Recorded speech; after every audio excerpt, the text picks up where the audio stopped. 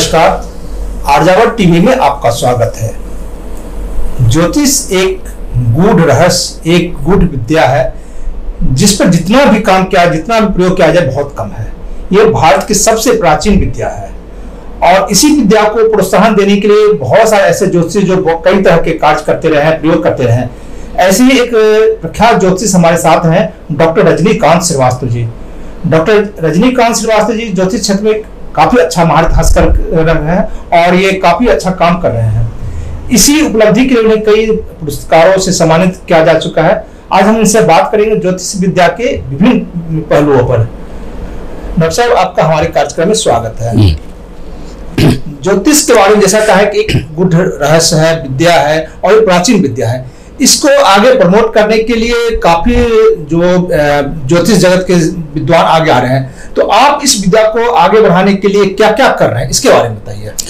देखिए, नमस्कार। ज्योतिष के विषय में, मैं ज्योतिष में इंटरेस्ट मेरा बचपन से ही था और लगभग 35 इयर्स हो गए मैं इस प्रैक्टिस को कर रहा हूं।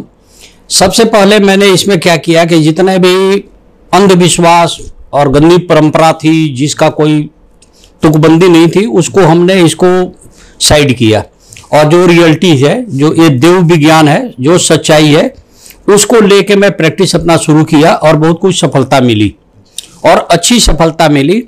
जैसे कि मैंने देखा किसी भी जातक का किस कारण से कौन सी बीमारी आती है, किस राशि को कौन सी बीमारी आती है, किस लगन को कौन सी बीमारी आती है, या उसकी शादी कब होगी, उसके कितने बच्चे होंगे और किस समय होंगे, कितना भाई बहन होगा। इस तरह की अपना रिसर्च करके हमने अपने ज्योतिष को रिफाइन करके अपने हिसाब से ठीक कर लिया है। और ये देव विज्ञान है, तो इसलिए हम ढोंग, पाखंड, अंधविश्वास को नहीं मानते। ये मेरा है और मैं ज्योतिष को आगे बढ़ा रहा हूं।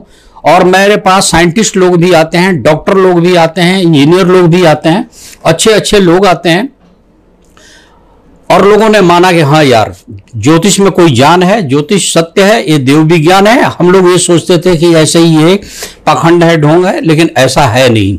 आपने कहा कि कई लोग मानते हैं कि इसको जो पाखंड है, सही बात। आजकल जितने मैं देख रहा हूं कि इस विद्या को बहुत बड़ी विद्या है, प्राचीन विद्या है, लेकिन कई ऐसे ज्योतिष क्षेत्र में आ गए हैं जो कम ज्ञान के आधार पर इसको प्रयोग करते हैं और उससे लोगों को बीच उनकी प्रसिद्धि नहीं हो पाती। जो इनके पास आदमी जाते हैं वो पूरी संतुष्ट नहीं होते हैं। तो इसको आगे जो इतने ज्योतिष आ रहे हैं इस क्षेत्र में, क्या कारण है, क्या मानते हैं कि इतने ज्योतिष क्षेत्र में आ रहे हैं?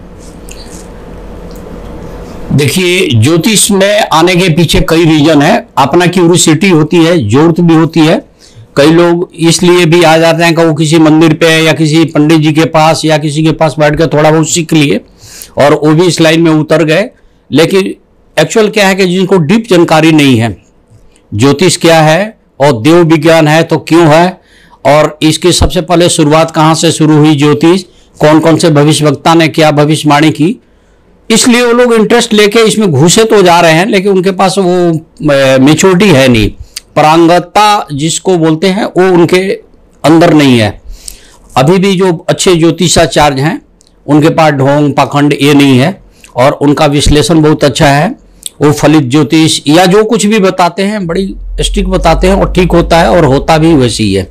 जो आप जैसे ज्योतिष और लोग कहते हैं कि जो हम इस जन्म जो दुख भोग रहे हैं, जो पिछले जन्म के प्रारब्ध के कारण हम रहे हैं, तो हमें कैसे पता चले? हम जब व्यक्तिगत लोग रहते हैं, समाज में रहते हैं, परिवार, कई तरह के ऐसे काम हो जाते हैं जो न चाहते हुए, तो कैसे पता चले कि हम सही काम कर रहे हैं या गलत काम कर रहे हैं, इसके बारे में बताइए।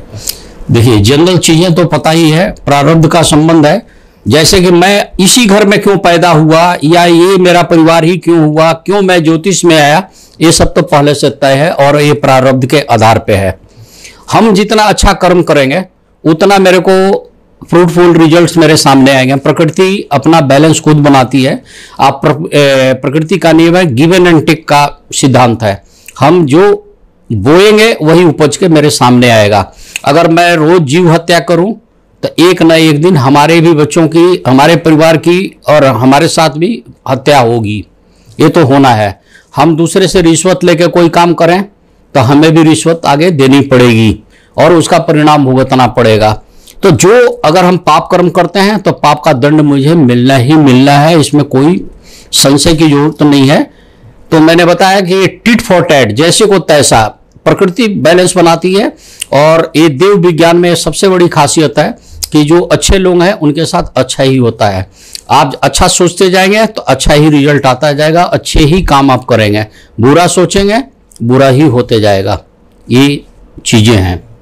आपने कहा कि अच्छा सोचेंगे अच्छा करेंगे तो अच्छा फल मिलेगा। से कई लोग कहते हैं कि जिस ज्योतिष में कहा गया है कि ज्योतिष विद्या में कि पूजा पाठ कर अच्छे कर्म, कई लोग कहते हैं हम पूजा पाठ भी कर रहे हैं, अच्छे कर्म भी कर रहे हैं, दान पुण्य भी कर रहे हैं, लेकिन फिर भी हम दुख भुगत रहे हैं। इसका क्या कारण है मानते हैं? सर इसका एग्जाम्पल एक चीज बताइए। मैं सुबह से लेके शाम तक एक माला लेके सीताराम सीताराम सीताराम भजते रहूं, लेकिन मेरा इंटेंशन बैड है और मैं जो कर्म करना है वो कर्म छोड़ दिया और जो पाप कर्म में लिप्त हूं, अब पब्लिक को दिखाने के लिए सीताराम सीताराम सीताराम सीताराम करूं, उसका कोई फायदा नहीं है और वो निष्फल है, उसका कोई पुण्य नहीं मिलता।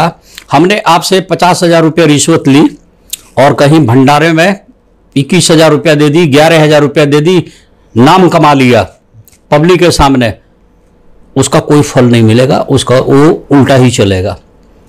इसलिए कहते हैं कि हमेशा कुपात्र को ही से बचा कर रखना चाहिए, कुपात्र को दान नहीं देना चाहिए, सुपात्र को दान दीजिए, नीडफुल आदमी को दीजिए और अर्जित आपकी जो इनकम है और मेहनत का पसीने का आप वही चीज दान कीजिए, उसी पे कीजिए और सच्चा काम कीजिए, आपको सच्ची रिजल्ट मिलेगी।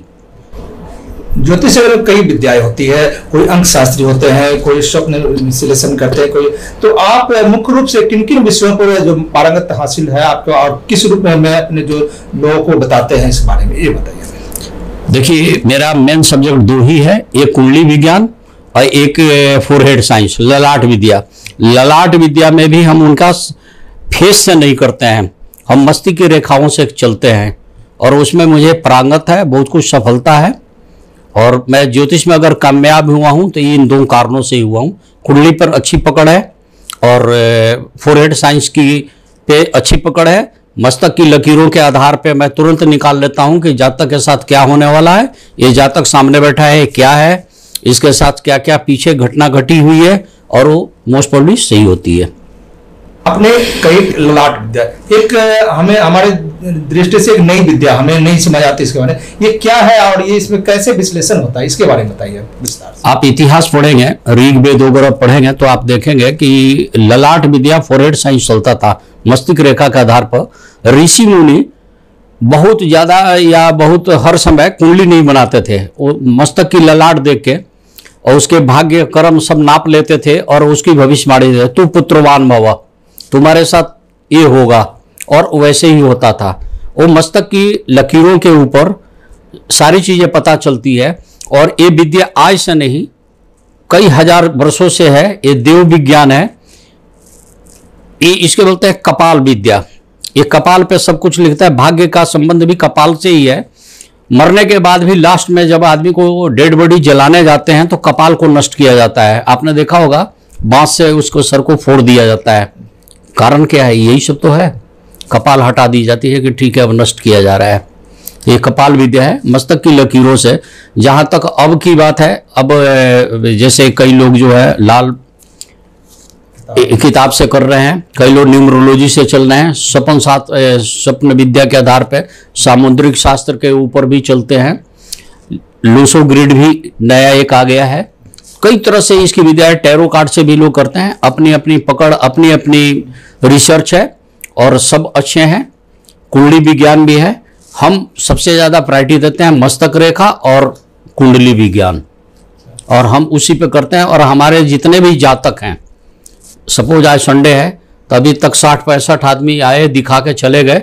बीच में आप लोग सडन आ गए कि भाई एक इंटरव्यू देना है, हमने कहा चलिए। अभी भी कई लोग इंतजार में बैठे हैं और हमारा ये सही होता है। तो हम फिर बात करेंगे ललाट विद्या की। तो ललाट विद्या से क्या भूत वर्तमान सबकी बातें जो जातक के बारे में बताया उसमें बताया जाता है, बता सकते हैं, और जो कितनी सटीक बताइए। देखिए 90 to 95% एकदम सही होती है, इसमें कोई दो राय नहीं है, और बहुत कुछ सही होती है। आपकी एक बार डेट ऑफ बर्थ हो सकता है कि गलत हो, आपने गलत बताई हो, आपका लगन कुछ गलत आ रही हो, आपने कुछ और बताया, राशि कुछ और है और आप बता कुछ और रहे हैं। नॉर्मली गांव में क्या होता है, पहले के जमाने में लोग डिलीवरी घर में होती थी, उसने किया डिलीवरी, दादाजी ने जो बड़े बुजुर्ग हैं उन्होंने टाइम बताया और वही आप बता रहे हो कुंडली में, बताने में कितना डिफरेंस रहा, मैन टू मैन घड़ी में भी डिफरेंस है।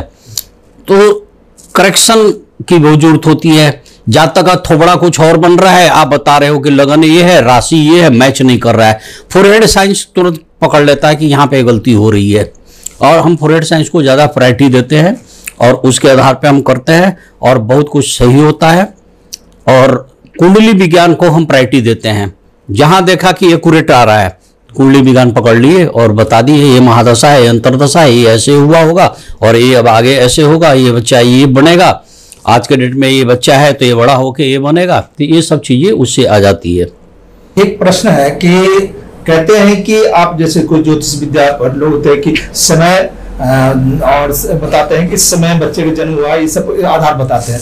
तो एक समय में मान लिया हम इस टाइम में हजारों बच्चे पैदा लिए हैं, जन्म लिए, लेकिन सबका अलग अलग भाग्य कर्म हो जाता है, ऐसा क्यों होता है? ऐसा है, सबसे पहले इसमें ये देखा जाए कि देश काल पात्र के अनुसार और परिस्थितियों के अनुसार भविष्यवाणी करनी चाहिए। एक ही हॉस्पिटल में एक समय में 10 बच्चे पैदा हुए, सबके सब टाइम भी वही है, यहां तक कि सेकंडों का अगर डिफरेंस नहीं हुआ तो सबके सब नरेंद्र मोदी नहीं बन सकते हैं। अब देखिए इसमें क्या क्या कारण है।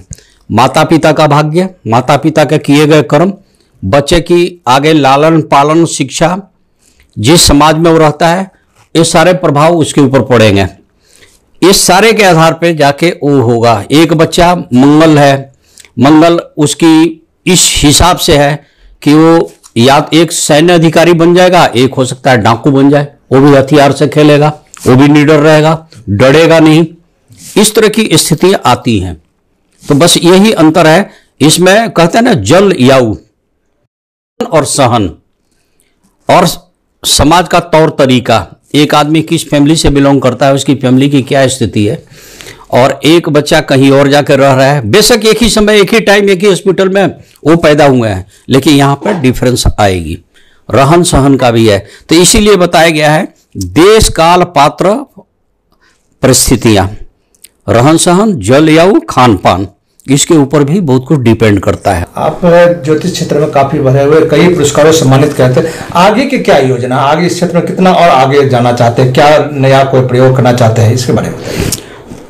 मेरी अपनी जो इच्छा है वो ये है कि भारत सरकार ज्योतिष को पूर्ण रूप से मान्यता दे दे। आज के डेट में क्या होता है कि जो सत्ता के अधिकारी लोग हैं, मंत्री लोग हैं, रात के अंधेरे में और फोन पर हम लोग से टाई अप करके चुपके से आके हम लोग से मिलते हैं, अपनी भविष्यवाणी दिखा देते हैं।